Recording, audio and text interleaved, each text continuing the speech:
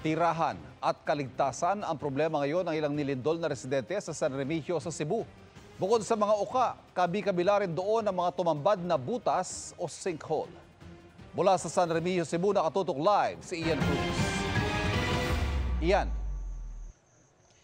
Ivan, mahigit 30 na nga anong natagpo ang sinkhole dito sa San Remigio, kaya naman ang nais ng pamahalaang lokal ay malaman kung po pwede bang tabunan na lamang ang nasabing mga sinkhole o ideklarang hindi naligtas ang mga apektadong lugar.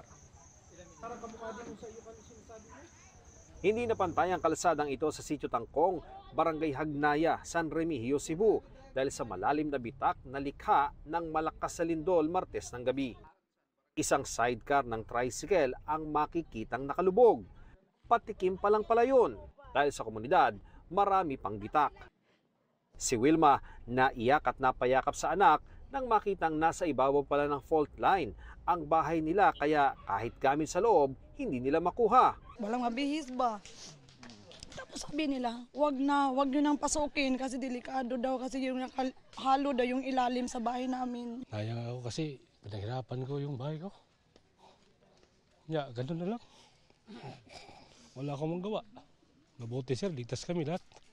Maputik ang ilang kalsada, pati ang loob ng ibang bahay. Sila ang pinakapurod kasi malapit sila sa balon. Diyan naglabas din sa balon ng mga putik nung gabing yon. May mga bidak din sa kalapit na barangay Punta dahil sa malakas na lindol. Napakalalim at napakahaba nitong bitak dito sa barangay Punta, dito sa bayan ng San Remigio, Cebu. Makikita nga po natin na talagang halos ilang tao ang lalim nito at pag sinukat naman natin, napakahaba po ng gap ito na halos yung pinakamaiksi at doon sa banda doon ay mahaba pa. Ang mga taga rito nais na mabisita ng mga eksperto itong nangyaring bitak sa kanilang lugar para malaman nila kung paano ba sila magpaplano ng kanilang buhay sa mga susunod na panahon. Si Aling Josephine, nagkabitak-bitak ang bahay dahil sa lindol. Hindi niya malaman kung paano silang mag-anak ay nakatalon at nalampasan ang mahabang bitak. Nanginginig pa rin siya kapag tumatawid sa bitak. Ang mga alagang baboy, ipinakiusap na niyang ilipat na. Hindi ko kaya, sir. Sama ngayon, sir, wala na kaming matirahan, wala na kaming balay. Sa Sitio Sansan sa Barangay Manyo, maraming nakitang sinkhole. Ang isang malaking butas, may tubig pa. May dalawang maliit sa di kalayuan at may sinkhole sa tabing dagat. Pero ang pinakamalaking sinkhole na aming nakita, nasa gilid ng bahay ni Nazaldi. Mabuti na lang, nakalikas siya at kanyang mga magulang ng lumindol. Ayaw na nilang tirhan ang bahay nilang nasa bingit ng sinkhole. Ayon kay San Remigio Mayor Mariano Martinez, 32 sinkholes and counting na ang naitatala nila. We cover them or just declare the areas unsafe. Yeah. But the problem there is there are already buildings. Sinusubukan pa naming makuha ang panig ng Mines and Geosciences Bureau ng DNR kaugnay sa mga hakbang kasunod ng mga tumambad na sinkhole. May timang PHIVOLCS na minamapa na sa Cebu ang Bugo Bay Fault na siyang pinagmulan ng 6.9 magnitude na lindol noong Martes. Nasa Cebu rin sina DPWH Secretary Vince Dizon at Philippine Red Cross Chairman Richard Gordon. Binisita nila ang San Remigio kung saan mahigit 20 ang nasawi. Magtatayo rin ng tent city ang Red Cross sa tulong ng DPWH. This will be preparing for 2,500 families. Kung kakapusin na, dagdagan pa natin. And each tent will have sleeping kits. So may banig, 2, may kumot, may moskitero. Pagkatapos may hygiene kit na yun, na may tuwalya, 2 tuwalya, mayroon silang 6 na sipilyo for a family, may sabon. Ang dami pong mga tourism workers that have been gravely affected with a loss of livelihood. So una, pina-include po natin sila as one of the priority sectors na mabigyan ng family food packs through the DSWD. And then eventually we are endorsing them as well as those that will be situated in the tent city for alternative livelihood training by the Department of Tourism. Maraming tulay at kalsada ang napinsala ng lindol. Agad daw itong ipapaayos ng DPWH. Gawa na yun ngayon, so cleared na yung mga highways natin. Ang next step, starting Monday, uunahin natin yung mga tulay, magre-rehabilitate na tayo. So papaspasan natin, sabi ni Presidente. Kailangan tuloy-tuloy na yan. So advance work lahat to.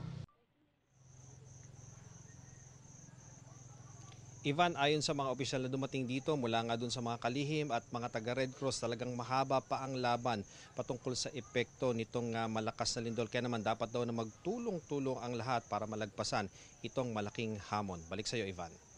Yes, Ian, nakikita ko sa likod mo, yan yung tent city, ano? Parang dyan sa San Remigio yan. Pero yung mga ibang bayan kaya, naapektado rin yung mga residente na wala ring matuluyan. Pansamantala, saan sila ngayon?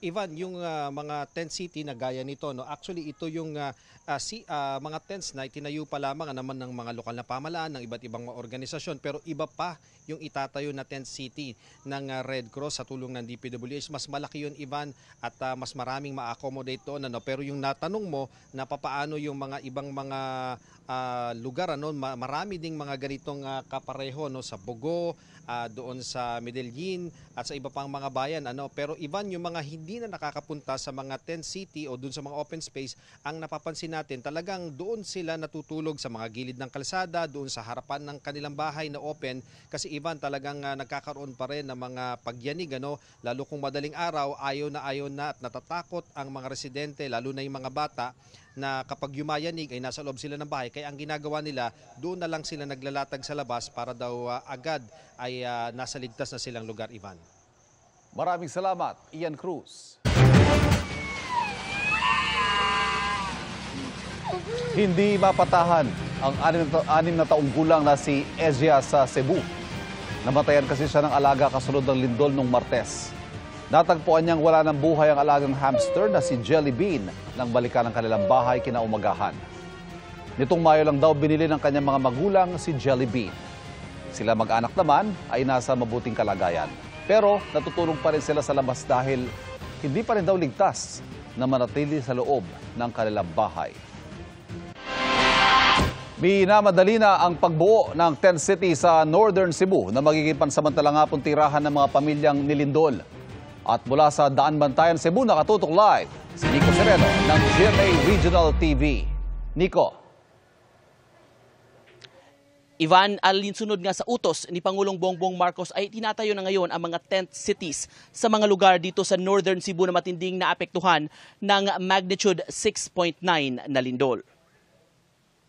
Sa bakanting lote sa barangay Cogon sa Bogo City, itinatayo ang mga tent na pansamantalang tutuluyan ng mga nawalan ng tirahan dahil sa magnitude 6.9 na lindol. Karamihan kasi takot pa bumalik sa kani-kanilang bahay. Mismo si Pangulong Bongbong Marcos ang nag-utos ng pagtatayo ng tent city lalo't hindi agad mere-relocate ang mga nawalan ng tirahan.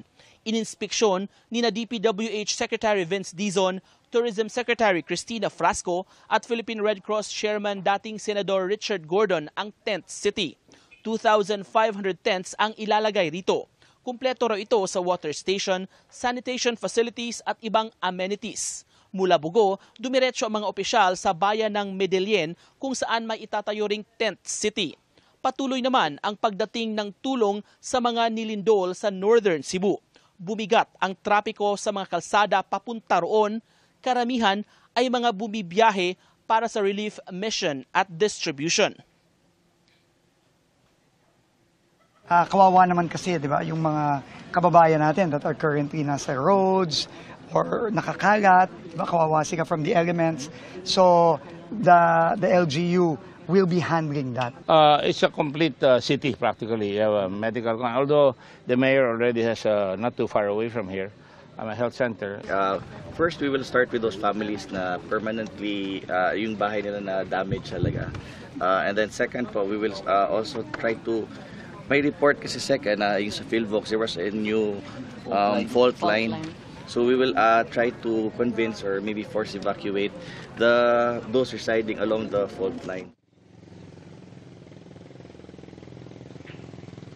Ivan, dahil nga sa lumalalang sitwasyon sa traffic, nananawagan ngayon ang Cebu Provincial Government sa mga magdodonate para sa mga biktima ng lindol. Kung maaari, i-course through sa provincial government o sa iba't ibang organisasyon ang kanilang mga donasyon imbes na personal silang pumunta dito sa Northern Cebu para hindi na dumagdag pa sa mabigat na daloy ng trapiko. Ivan? Daghang salamat, Nico Sereno ng GMA Regional TV.